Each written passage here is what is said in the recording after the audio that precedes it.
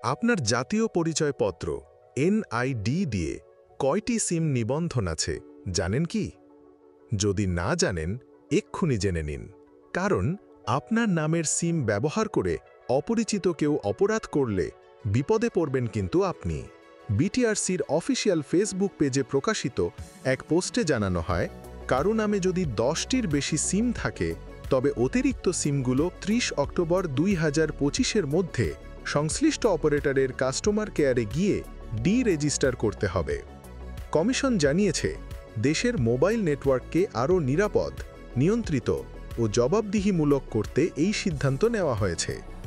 আপনার জাতীয় পরিচয়পত্র এনআইডি দিয়ে কয়টি সিম রেজিস্ট্রেশন হয়েছে তা চেক করার সহজ পদ্ধতি হল মোবাইলের ডায়াল প্যাড ব্যবহার করা। এটি করতে কোনো ইন্টারনেট সংযোগের প্রয়োজন নেই এবং পুরো প্রক্রিয়া খুবই দ্রুত সম্পন্ন হয়। ধাপগুলো হল, মোবাইল ফোনের ডায়াল প্যাডে যান এবং *16001# নম্বরে ডায়াল করুন।